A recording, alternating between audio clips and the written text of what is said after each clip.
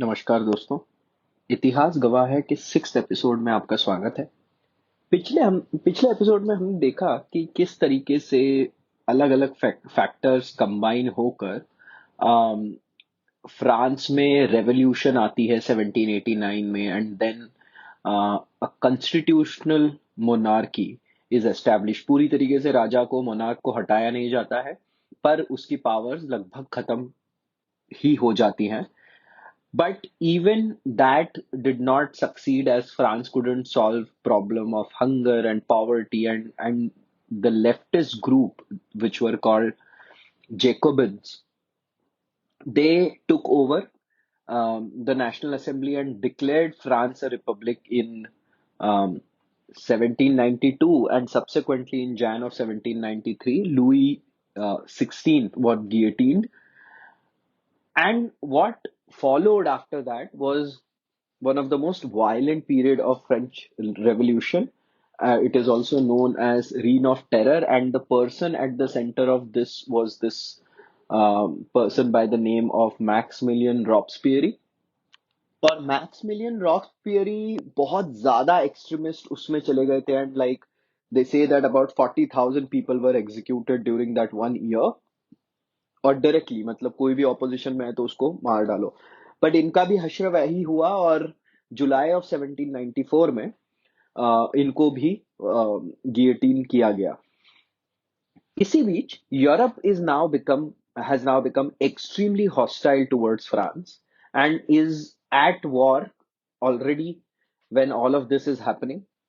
और जैसे हमने बताया कि France raises citizen army, right? Levy and mass जिसे कहते हैं। And we now have come to April of 1795, और प्रुशिया एंड स्पेन के साथ पीस ट्रीटी हो चुका है for some time, and France is dealing with Great Britain and Austria's threat in a comfortable way, I would say. And therefore, this is now like a victory for France, right? कि इतना सब कुछ बदल गया, अब monarchy नहीं रही। Every European nation is feeling threatened. They are at war, and yet France is able to resist all of that.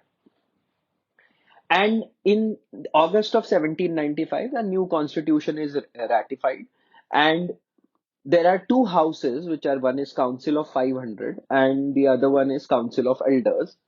And Council of 500 will select 5 directors जो उनको nominate करेंगे, और उसको फिर Council of Elders approval देंगे। अच्छा, इसमें हुआ ये कि सब कुछ जब गवर्नमेंट ऑफ, इसको डायरेक्टरी गवर्नमेंट कहा गया था, तो ये जब बनी तो royalist which who were like sympathetic to monarch were left out of this. अब वो लोग हो गए गुस्सा, और उन्होंने गुस्सा होकर एक अपराइजिंग कर दी अक्टूबर ऑफ 1795 में। और ये वहीं पे ही हुई थी टुइलेरीज में, जहाँ पे एक समय मैरी एंटोनेट और लुई 16 भी रह रहे थे एक जमाने में। अब वहां पर डायरेक्टरी गवर्नमेंट का, मान लीजिए आप, मेन वो था, एंड उस पे इन्होंने अटैक कर दिया। तो अब ये अटैक जब हुआ तो वहां पर एक आर्टिलरी कैप्टन था, जिसने जिसको जो तोप खाने होते हैं उनको चलाने का बहुत हुनर था, स्किल था उसमें। और उन्होंने, ऑल्दो द डायरेक्टरी गवर्नमेंट या डायरेक्ट इनके लोग जो इनकी आर्मी थी, दे वर आउट नंबर्ड, उनकी आर्मी कम थी, ऑलमोस्ट हाफ थी, फिर भी उन्होंने ये अपराइजिंग को खत्म कर दिया। अब ये जो आर्टिलरी कैप्टन था, इसी आर्टिलरी कैप्टन ने रीन ऑफ टेरर के टाइम पे भी इटली में टूलोन जो जगह है वहां पर एक अपराइजिंग हुई थी, रॉयलिस्ट अपराइजिंग ही हुई थी, उसको भी सप्रेस किया था। तो उस टाइम तो उसका बहुत नाम हो गया था। और अब इसके बाद जब उसने डायरेक्टरी गवर्नमेंट को अपराइजिंग से बचा लिया, जिसके कारण फिर सरकार बनी, तो ये व्यक्ति तो अब नेशनल हीरो बन गया था। और इस व्यक्ति का नाम नेपोलियन बोनापोर्ट के नाम से जाना गया दुनिया में। और अब क्या हुआ कि नेपोलियन हो गए हैं हीरो, और भले ही डायरेक्टरी गवर्नमेंट बन चुकी है, ये जो 5 डायरेक्टर थे इनको थोड़ा डर लगने लग गया नेपोलियन से, तो उन्होंने सोचा इसको थोड़ा दूर भेजा जाए नेपोलियन को, है ना। तो इन्होंने नेपोलियन को इटली भेज दिया, commander of Italy, commander of army in Italy ऐसा बना के वहां भेज दिया। अब वहां जाके नेपोलियन तो कोई शांत बैठने वाले थे नहीं, तो Napoleon wins a series of battles in Italy, between 1795 and 1797। और वो जो पहला वॉर शुरू हुआ था 1792 में, जो सारे यूरोपियन पावर्स ने मिल के फ्रांस पे अटैक कर दिया था, वो वॉर 1797 में ये नेपोलियन के हेरोइक्स के कारण फिर से इटली में वो खत्म हो जाता है। ये ऑस्ट्रिया की आर्मीज को एकदम नेस्तनाबूद कर देते हैं, and Austria signs peace treaty with France, and now Napoleon's popularity is off the charts. अब ये ये जो वॉर्स है ना, जो यूरोप इनके अगेंस्ट लड़ रहा है, ये अलग अलग कॉम्बिनेशंस में ना बार बार होते रहेंगे। तो ये जो 1792 में स्टार्ट हुआ था वो कहलाया वॉर ऑफ फर्स्ट कोएलिशन, है ना। मतलब ये कुछ यूरोपियन पावर कंबाइन हो गई, ग्रेट ब्रिटेन तो हमेशा ही रहेगा, और उसमें और दूसरी दूसरी कंट्रीज। तो अब क्या होता है कि 1798 में वॉर ऑफ सेकंड कोएलिशन शुरू हो जाता है, और उसमें क्या होता है, ब्रिटेन, ऑस्ट्रिया एंड रशिया, इस बार रशिया शामिल हो जाता है उस वॉर ऑफ सेकंड कोएलिशन में। अब ये वॉर जब चल रहा है, इसी बीच इटली में जो नेपोलियन है, अब सडनली नेपोलियन को कुछ सनक चढ़ती है, और मतलब अलग अलग बातें हैं, वो जस्टिफिकेशन ये है, कुछ है जस्टिफिकेशन नेपोलियन के और इतिहासकारों का, कि सडनली अब नेपोलियन जाके इजिप्ट में को इन्वेड कर देते हैं।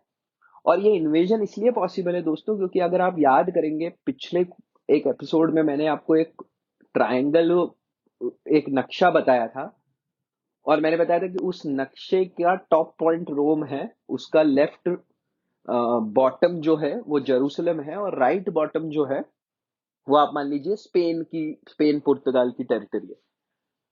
तो अब ये फ्रांस और उसकी जो नीचे वाला साइड है, उस ट्रायंगल का जो बेस है ना, उसका सबसे लेफ्ट कोने वाली जो एक कंट्री उस बेस पे होती है, वो होती है इजिप्ट। तो इसलिए समुद्री रास्ते से वहां जाना आसान था। तो ये माल्टा को कॉन्कर करते हुए ही इन्वेड्स इजिप्ट। अच्छा, जैसे ही इन्वेड करते हैं इजिप्ट को, और ये मतलब ऐसा दिखाया था कि ये टीपू सुल्तान की हेल्प करेंगे and then they will try to win some territory from अंग्रेज, ऐसा कुछ हुआ नहीं। उल्टा ही हुआ ये कि British navy attacked and literally destroyed French navy in the Battle of Nile. And Napoleon was stranded in Egypt with 20,000 of his soldiers. और जब वो stranded थे तो वहां उन्होंने जाकर सीरिया और दमास्कस वगैरह में खूब लूट और खूब खूब ज्यादा तबाही मचाई। और अब इनको, नेपोलियन को ऐसी खबरें आने लग गई थी कि डायरेक्टरी गवर्नमेंट अभी बहुत अनपॉपुलर हो चुकी है फ्रांस में, और नेपोलियन के जो हीरोइक्स है उसको लेकर फ्रांस की जनता में बहुत ज्यादा मतलब उत्साह है। और ये नेपोलियन ने जैसे ही सुना, तो ये अपने पूरे 20,000 सैनिकों को छोड़ के, अपनी आर्मी को छोड़ के जल्द ही फ्रांस निकल गए। वहां जाकर इन्होंने क्या करा, इन्होंने डायरेक्टरी गवर्नमेंट की दो डायरेक्टर से हाथ मिलाया, और कू जिसे कहते हैं, कू मतलब एक सरकार को गिरा देना, किसी इलेक्टेड गवर्नमेंट को गिरा देना, इन्होंने ये वो कू किया, और डायरेक्टरी गवर्नमेंट को हटा के एक कॉन्सुलेट ले आए, और अपने आप को फर्स्ट काउंसिल डिक्लेयर कर दिया। और 1799 में अब नेपोलियन फ्रांस के फर्स्ट काउंसिल बन गए हैं। और ये युद्ध अभी जो चल रहा है, इन्होंने 1801 तक अब ये ऑस्ट्रिया को फिर हरा देते हैं, और ऑस्ट्रिया फिर और टेरिटरी लूज करता है, एंड ऑस्ट्रिया और रशिया दोनों अब फिर से पीस ट्रीटी साइन कर लेते हैं। तो एक तरीके से अब नेपोलियन लगभग ऐसा लगने लग गया है कि यूरोप में इनविंसिबल हो रहा है, बहुत ज्यादा पॉपुलर है, और सबको हरा रहा है लगातार। तो 1802 में अब नेपोलियन क्या करते हैं, और ऊपर आगे बढ़ के अब कॉन्स्टिट्यूशन को अमेंड कर देते हैं। 10th year of France becoming a republic और रेवोल्यूशनरी गवर्नमेंट वाला जो कॉन्स्टिट्यूशन, उसको अमेंड करके लिख देते हैं कि अब नेपोलियन ही फर्स्ट काउंसिल रहेंगे आजीवन, अपने आप को डिक्लेयर कर देते हैं। तो इस तरीके से आप देखिए कि 10 साल के अंतराल में फ्रॉम रेवोल्यूशनरी गवर्नमेंट, अब हालत ये हो गई थी कि अब एक मिलिट्री रूलर फ्रांस में आ गया था। और इसमें कंपैरिजन नहीं है, ये अच्छा बुरा नहीं है, ऐसा हुआ और इसका क्या इफेक्ट होगा आगे चल के ये भी देखेंगे।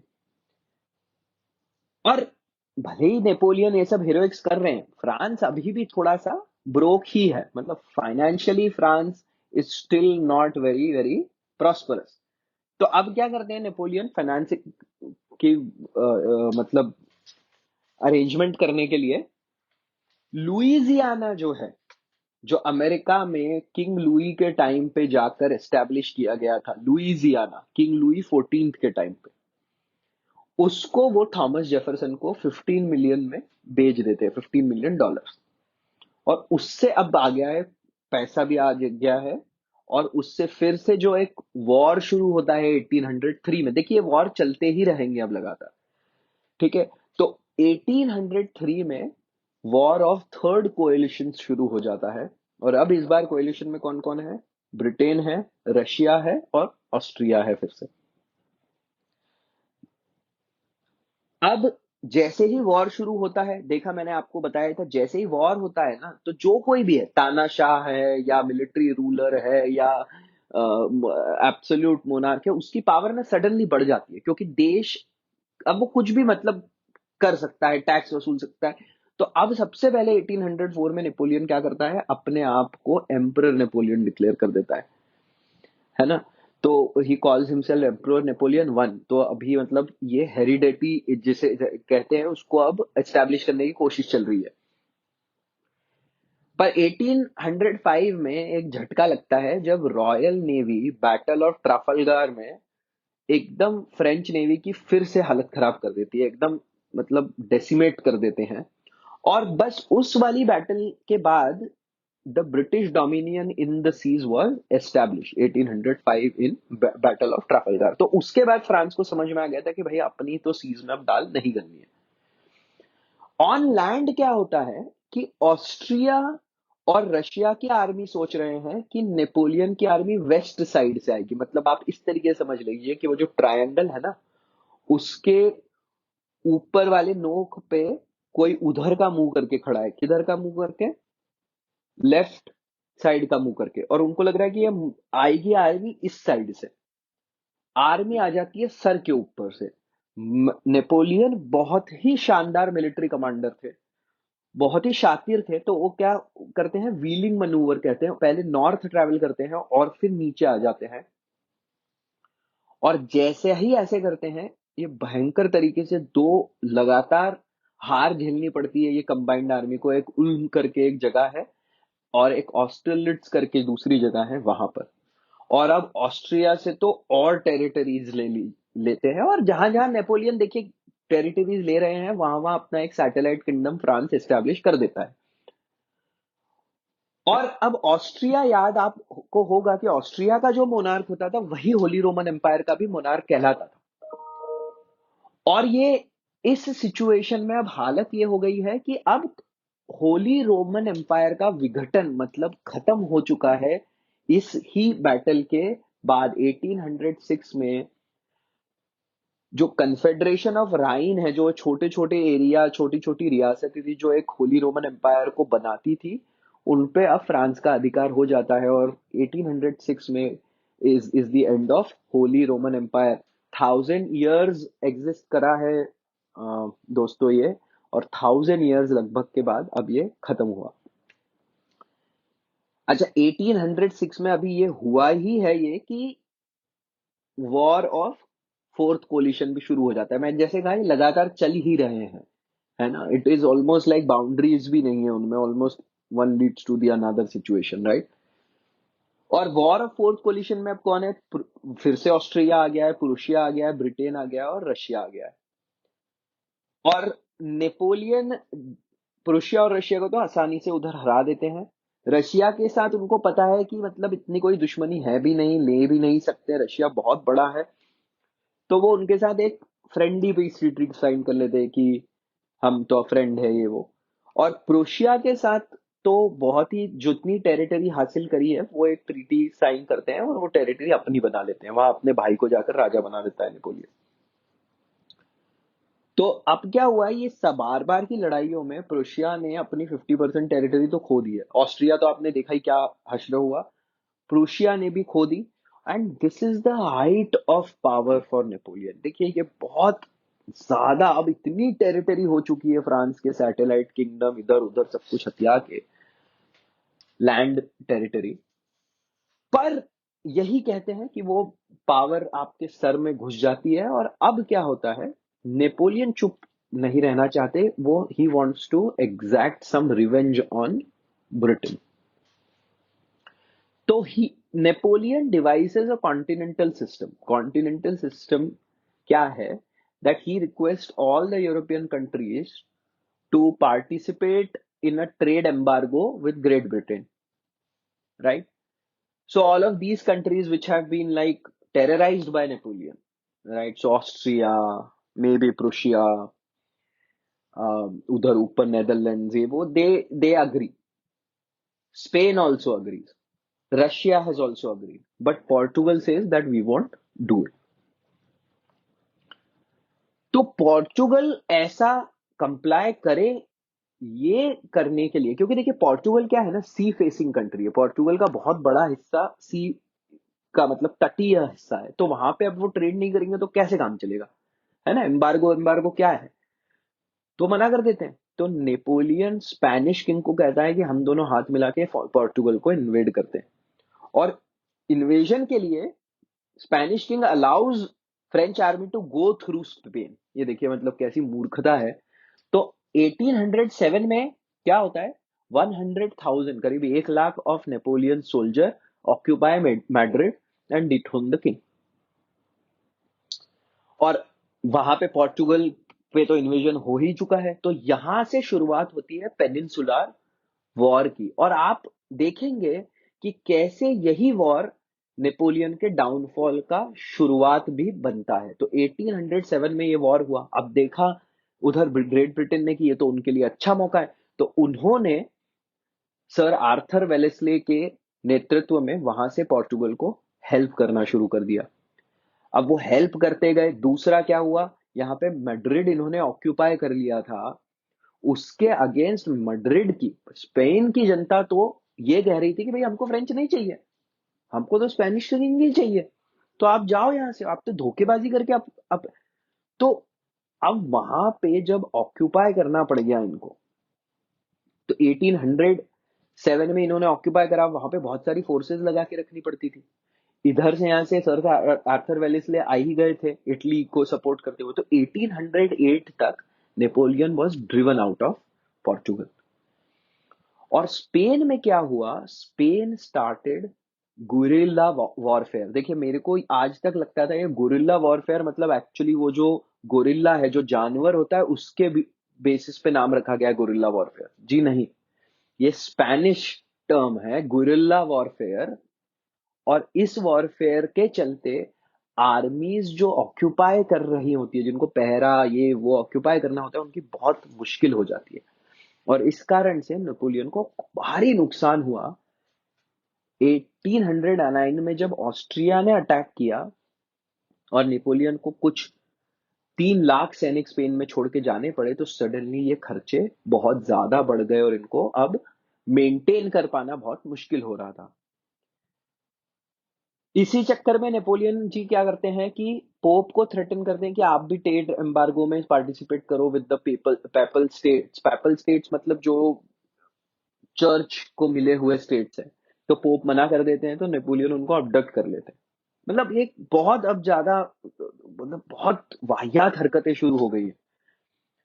एंड फाइनली क्या होता है, through continuous guerrilla warfare, continuous, and उधर से ऑस्ट्रिया ने 809 में अटैक कर ही दिया होता है, तो हम आधा ताकत उधर है, इधर मेंटेन नहीं हो पा रहा है। तो finally Spain takes back Madrid in 1812। और 1812 में ऐसा होता है कि रशिया नाउ डिसाइड्स टू से कि भाई हम तो कोई अब एम्बार्गो एम्बार्गो कर नहीं रहे, हम तो ब्रिटेन के साथ ट्रेड करेंगे। एंड नेपोलियन को ये भी कहीं से ऐसी खबर मिल जाती है कि रशिया सोच रहा है कि वो जो ऑस्ट्रिया से जो उस साइड की टेरिटरी ली थी, उसके रशिया के ईस्ट साइड वाली, अपने फ्रांस के ईस्ट की तरफ की, वो रशिया हथियाना चाहता है। तो नेपोलियन सोचता भी नहीं है, ऐसे सोचता है कि 1812 अप्रैल है, हम जब तक शुरू करेंगे रशिया को हरा के वापस आ जाएंगे, जब तक रशिया में ठंड शुरू होगी, ठंड के मौसम से तुम बचना चाहते हो रशिया में। ऐसा सोच के नेपोलियन भाई आगे बढ़ते हैं। And he starts with about 450,000 soldiers, है ना, करीब 4,50,000 सैनिकों, कई हजार घोड़े तोपों के साथ ये शुरुआत करते हैं। अच्छा, जैसे जैसे अब ये रशिया को कॉन्कर करते जा रहे हैं, इन्वेड करके कॉन्कर करते जा रहे हैं, वैसे वैसे रशियन आर्मी पीछे हटते जा रही है, और न सिर्फ पीछे हट रही है, पर जो जो उनके रास्ते में उन्हें दिख रहा है, मतलब अपने रास्ते में, उसको जलाते हुए जा रही है। पुराने जमाने में जो एनिमी की आर्मी होती है वो ये सोचती थी कि खाना तो दूसरों का कैप्चर करके मिल ही जाएगा, अब तुम जब जला ही दोगे सब कुछ। तो आर्मी आगे आते जा रही है, और इसलिए अब आर्मी की सप्लाईज मेंटेन करने के लिए ही बहुत खर्चे बढ़ने लग गए। जैसे जैसे मंथ्स आगे बढ़ते हैं, आते आते आते करीब सितंबर का महीना आ चुका है, और आर्मी मॉस्को के जस्ट बाहर पहुंचती है। यहां तक पहुंचते पहुंचते अब सिर्फ 1,35,000 सोल्जर्स बचे हैं। 450,000 थे, वो बीच बीच में डिस्ट्रीब्यूट हो गए ना, जैसे मैंने कहा जो जो एरिया आप ऑक्यूपाई कर रहे हो उस पे सैनिक छोड़ के जाने पड़ेंगे ना, नहीं तो पीछे से कोई दूसरा आकर उनको वापस ले लेगा।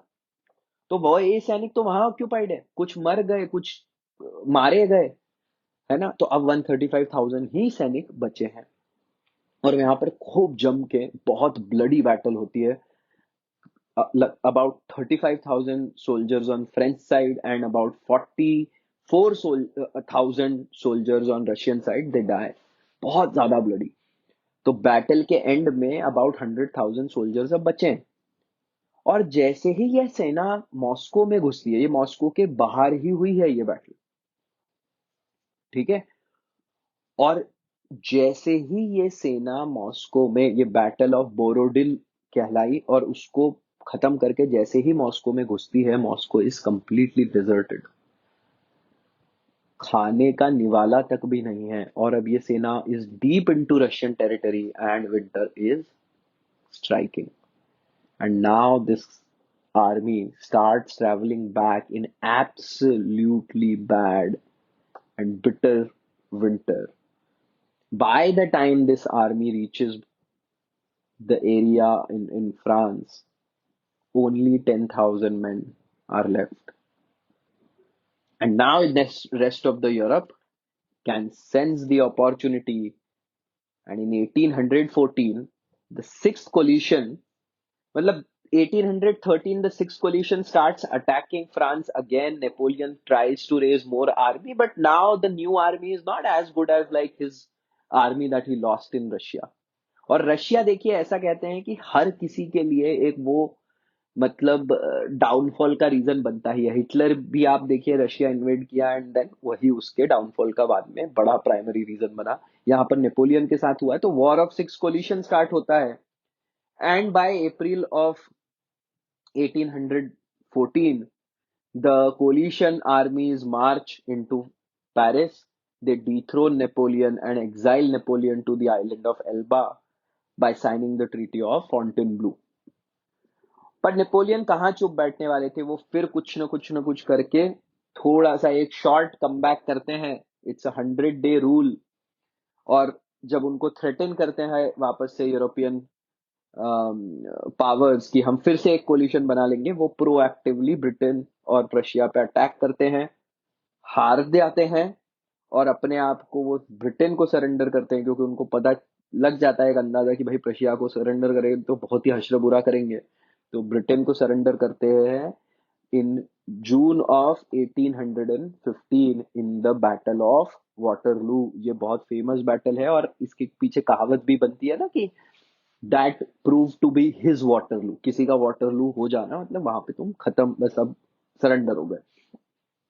और नेपोलियन जब सरेंडर करते हैं, तो उन्हें इस बार ब्रिटिश कोई रिस्क ना लेते हुए सेंट हेलेना, एक आइलैंड है साउथ अमेरिका और अफ्रीका के बीच में, वहां भेज देते हैं, जहां उनकी, कहते हैं आर्सेनिक पॉइजन, कोई पॉइजनिंग कहते हैं, कोई कहते हैं कैंसर से 1821 में मृत्यु हो जाती है।